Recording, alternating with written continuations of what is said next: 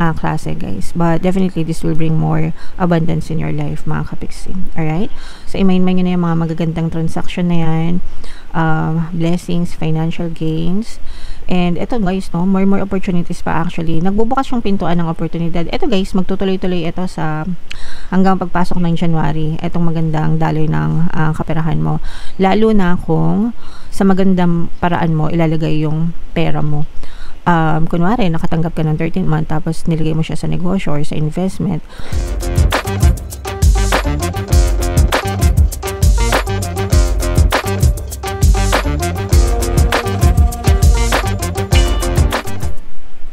Hello guys, hello Capricorn, welcome back to Pinoy Pixie Tarot. Ang pamagat ng episode natin for tonight is full moon kapalaran para ngayong December to January guys, para sa Capricorn, Sun, Moon, Rising sign, and Venus. Yung ating full moon guys ngayong December ay sa December 4, tapos yung next na full moon naman natin ay sa January 3 mga kapiksi. Ang pamagat ng ating full moon ngayon guys ay cold moon. Isa din itong super moon mga kapiksi, so malaki din yung buwan guys na makikita nyo ngayong season na to. So unahin natin tong deck na to. Ito yung love message or moon message, moon message para sa inyo ngayong season na to. Bring love into the situation mga kapiksi. So kung meron kayong sitwasyon na pinagdadaanan ngayon, especially yung mga negative situation, try to look at it on a positive way, no? Bringing love into the situation. Ibig sabihin, unawain natin yung ating mga pinagdadaanan guys. There's always a negative and a positive impact to everything. Kahit na yung mga negative na sitwasyon natin, nakakala natin parang katapusan na ng mundo, it brings light sa buhay natin mga kapiksi. So yun yung tingnan natin, yung mga lessons na matututunan natin, yung mga blessings na mapapasa atin out of those situation para gumaan yung pakiramdam nyo. Okay, so kunwari nakipaghiwalay sa'yo yung ex mo or nakipaghiwalay sa'yo yung jowa mo, ayaw niya na sa'yo, hindi ka na niya mahal, pinagpalit ka na niya, diba? So syempre masakit, pero yung person mo naman babaero, tamad, sinungaling, sakit sa ulo, 'di ba? So kung iisipin mo na okay lang na mawala siya kasi 'di ba? I mean, anong mawawala sa iyo?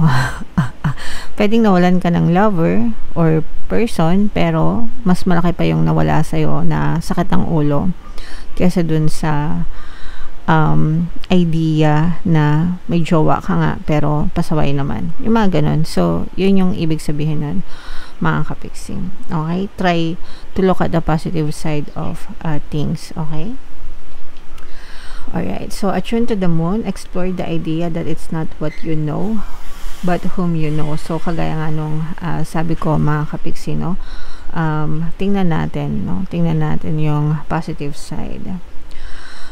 Additional meanings nitong card na to, you need to be more detached, no, from this situation.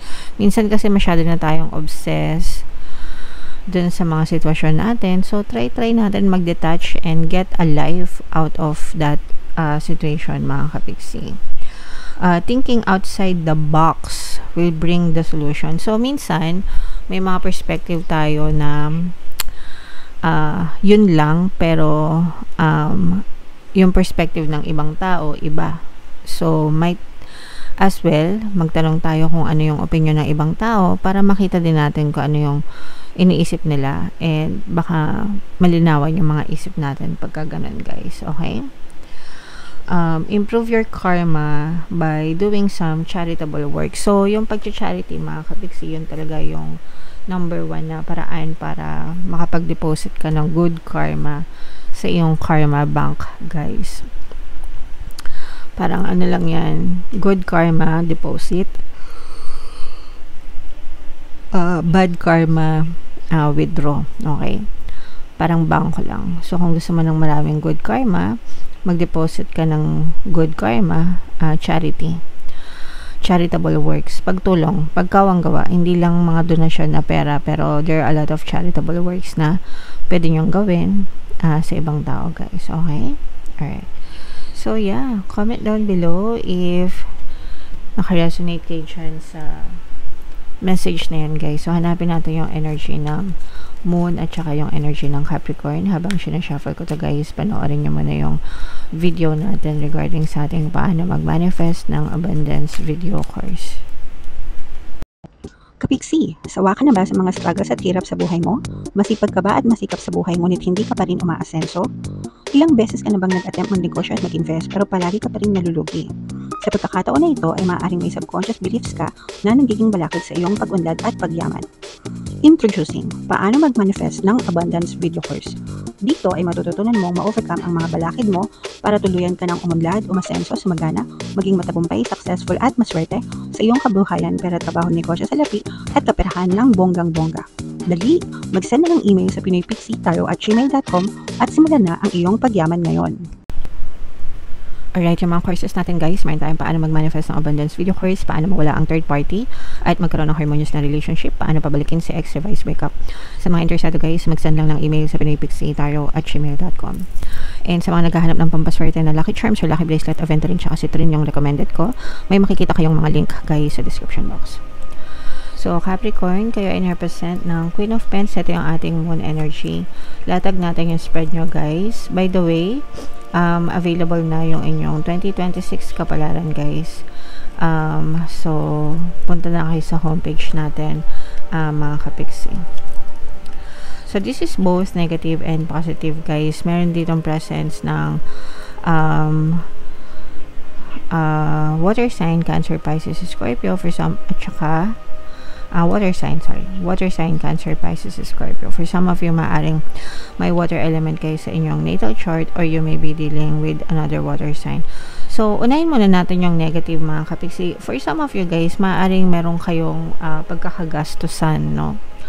Ngayong season na to. Although, obvious naman na marami tayong pinagkakagastusan talaga for December, diba? Like yung mga Noche Buena, holiday kasi, guys. So, may Noche Buena, may Medianoche, tapos may mga namamasko pa, mga inaanak, ganyan.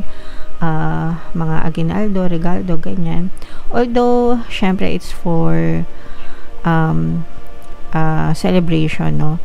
Ng holiday. Pero yung iba sa inyo, guys, bukod sa mga ganong gastos, meron kayong mga aksidente na kailangang pagkagastusan.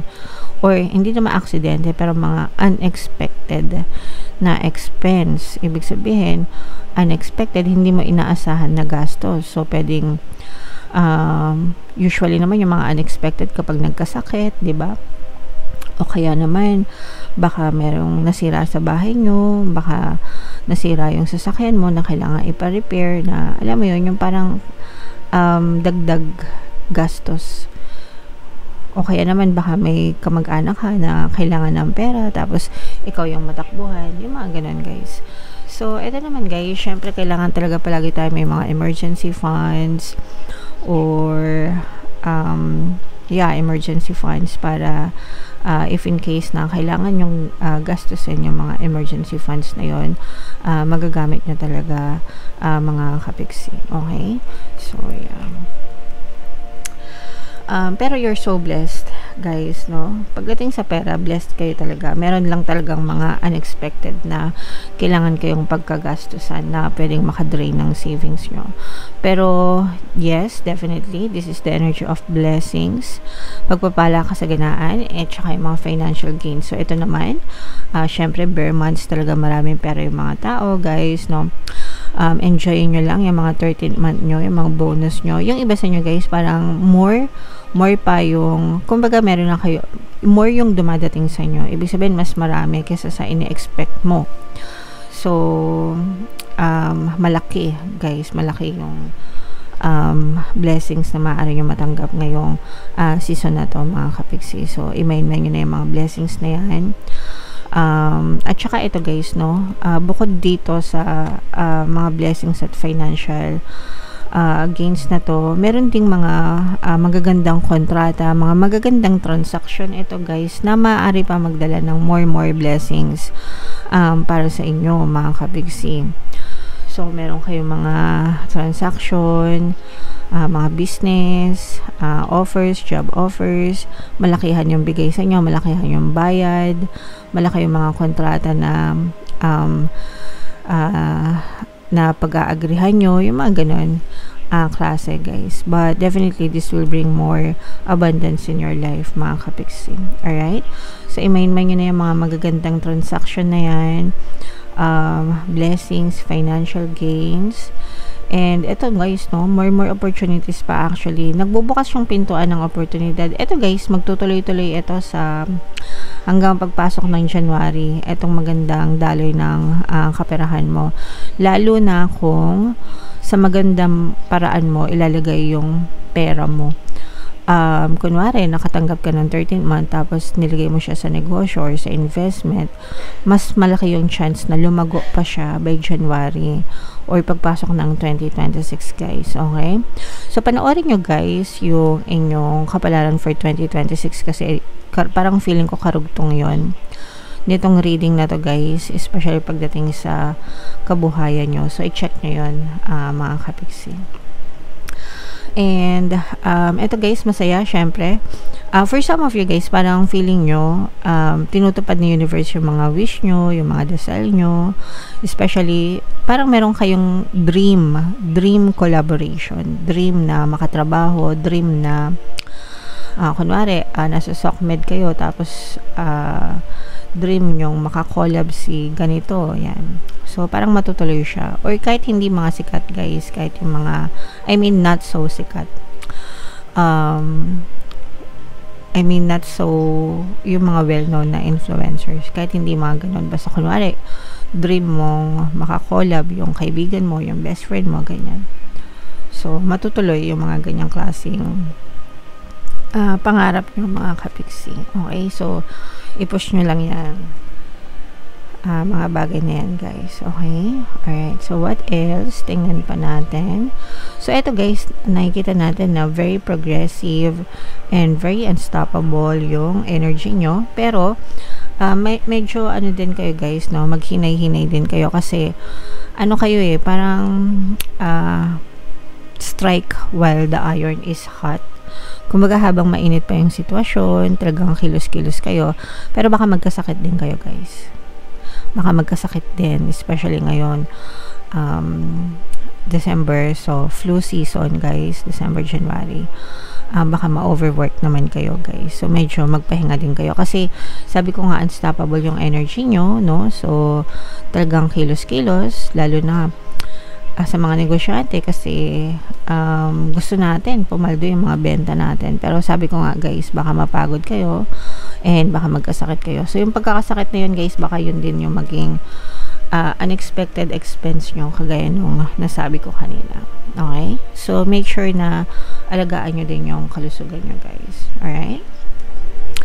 Okay, so comment down below, Capricorn, if feeling nyo naka-resonate kayo dyan, yung mga magaganda, i-main nyo na itong mga blessings na to, itong mga financial gains na yan, guys, sa comment section. Ito yung ating 2026 kapalaran, guys. Ito naman yung ating success stories ng paano mag-manifest ng abundance video course. Thank you for liking, sharing, and subscribing, guys. See you next time. I love you all. Have a nice day. Bye-bye.